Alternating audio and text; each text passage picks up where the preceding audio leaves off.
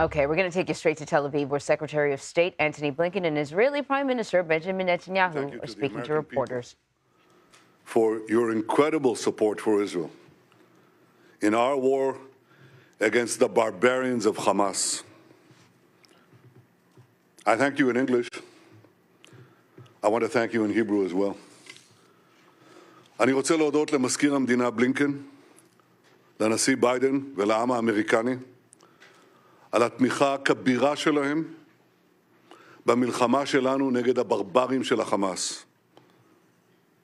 אדוני המזכיר,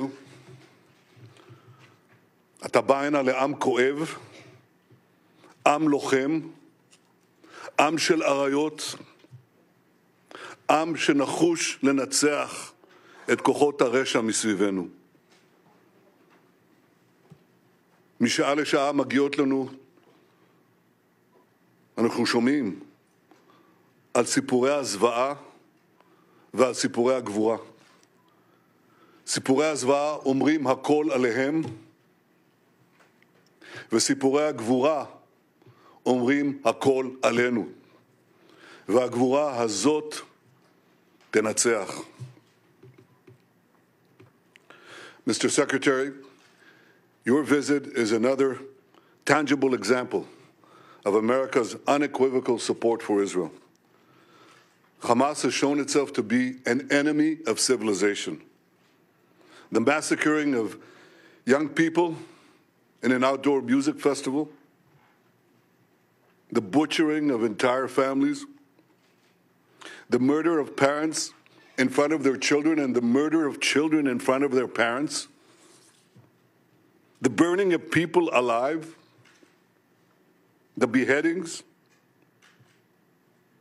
the kidnappings of a young boy, not only kidnapped, molested, hurt, attacked, and the sickening display of celebrating these horrors, the celebration and glorification of evil. President Biden was absolutely correct in calling this sheer evil. Hamas is ISIS, and just as ISIS was crushed, so too will Hamas be crushed. And Hamas should be treated exactly the way ISIS was treated.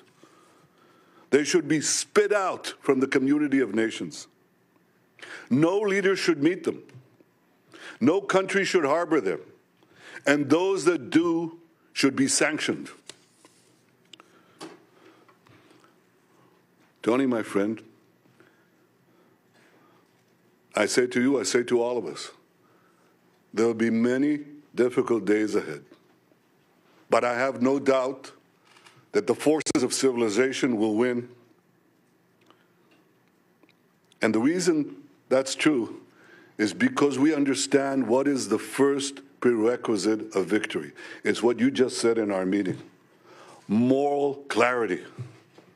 This is a time, a particular time, a special time, that we must stand tall, proud, and united against evil. Tony, you are taking that stand. America is taking that stand. Thank you for being here today. Thank you, America, for standing with Israel today, tomorrow, and always.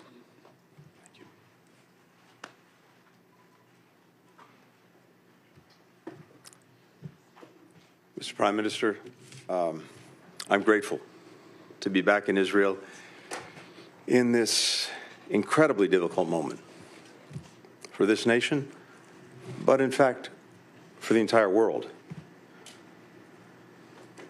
If you'll permit me, personal aside, I come before you not only as the United States Secretary of State, but also as a Jew. My grandfather, Maurice Blinken, fled pogroms in Russia. My stepfather, Samuel Pizar, survived concentration camps, Auschwitz, Dachau, Majdanek. So, Prime Minister, I understand on a personal level the harrowing echoes that Hamas's massacres carry for Israeli Jews, indeed, for Jews everywhere. I also come before you as a husband and father of young children. It's impossible for me to look at the photos of families killed, such as the mother, father, and 3 small children murdered as they sheltered in their home in kibbutz near Oz, and not think of my own children.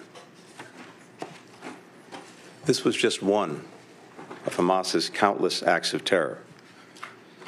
In a litany of brutality and inhumanity that, yes, brings to mind the worst of ISIS. Babies slaughtered, bodies desecrated, young people burned alive, women raped, parents executed in front of their children, children in front of their parents. How are we even to understand this, to digest this?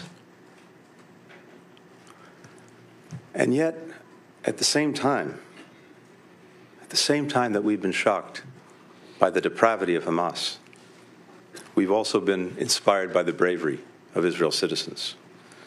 The grandfather who drove over an hour to a kibbutz under siege, armed only with a pistol, and rescued his kids and grandkids. The mother who died shielding her teenage son with her body, giving her life to save his, giving him life for a second time. The volunteer security teams on the kibbutzes who swiftly rallied to defend their friends and neighbors despite being heavily outnumbered. And we're lifted by the remarkable solidarity of the Israeli people, demonstrated in the long lines of people giving blood, in the hundreds of thousands of reservists who've mobilized, some rushing home from abroad, people around the country opening their homes to fellow citizens displaced from the south. The people of Israel have long and rightly prided themselves on their self-reliance, on their ability to defend themselves, even when the odds are stacked against them. The message that I bring to Israel is this: you may be strong enough on your own to defend yourself, but as long as America exists, you will never ever have to. We will always be there by your side. That's the message that President Biden delivered to the Prime Minister from the moment this crisis began. It's the message that I and my other colleagues in the government have delivered to our Israeli counterparts on a daily, even an hourly basis. It's the message that I bring with me to our discussions today, and it's what I'll affirm when I meet with the members of Israel's newly formed national emergency government. We welcome the government's creation and the unity and resolve that it reflects across Israel's society. We're delivering on our word, supplying ammunition, interceptors, to replenish Israel's Iron Dome, alongside other defense materiel. First shipments of U.S. military support have already arrived in Israel, and more is on the way. As Israel's defense needs evolve, we will work with Congress to make sure that they're met. And I can tell you, there is overwhelming bipartisan support in our Congress for Israel's security. Here in Israel and everywhere, we will reaffirm the crystal clear warning that President Biden issued yesterday to any adversary, state or non-state, thinking of taking advantage of the current crisis to attack Israel. Don't. The United States has Israel's back. We've deployed the world's largest aircraft carrier to the Eastern Mediterranean. We bolstered the presence of U.S. fighter aircraft in the region. We're providing other support as well. We continue working closely with Israel to secure the release of the men, women, children, elderly people taken hostage by Hamas. We're pursuing intensive diplomacy throughout the region to prevent the conflict from spreading, and I'll be doing that over the course of my trip in the coming days. Too often in the past, leaders have equivocated in the face of terrorist attacks against Israel and its people. That's why we've been adamant with all countries in the wake of these attacks. There is no excuse. There is no justification for these atrocities. You heard the Prime Minister say it. This must be a moment for moral clarity.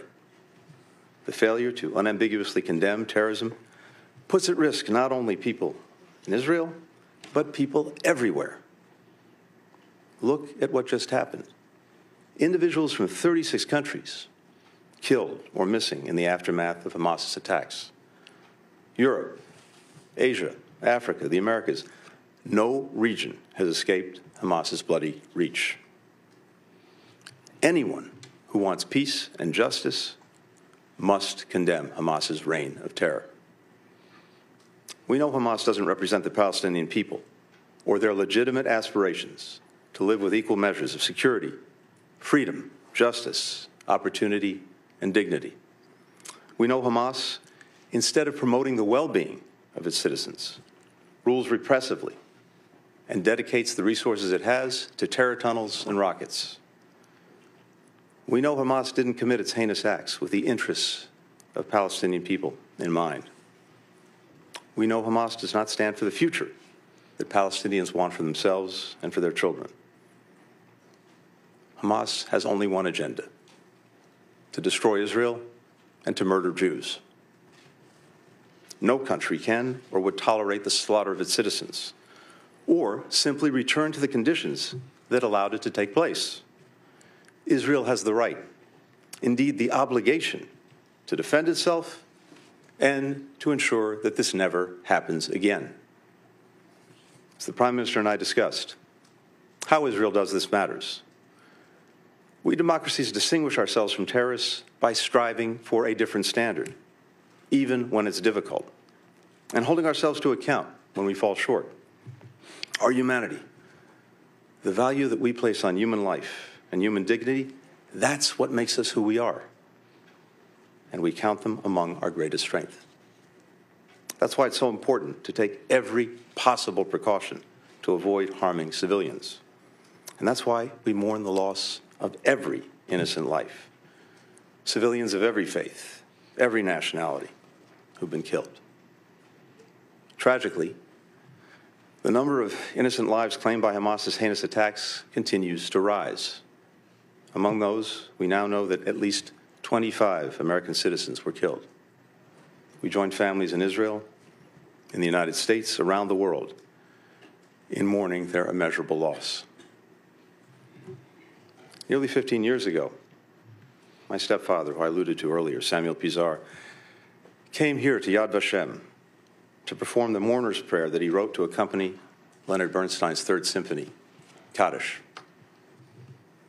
Reflecting on the unspeakable horrors that he'd endured as a boy in the Nazi concentration camps, he wrote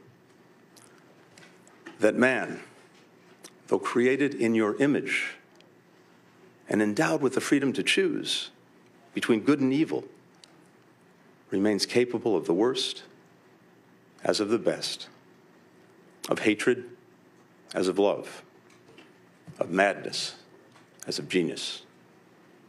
In this moment, where evil, hatred, and madness have once more taken so many innocent lives, we must stand together, resolved to confront what is worst among humanity with what is best. We must provide an alternative to the vision of violence and fear, nihilism and terror presented by Hamas. That is what the United States will do, standing with Israel, working together with its people, and all those in this region who remain committed to the vision of a more peaceful, a more integrated, a more secure, a more prosperous Middle East. Thank you very much.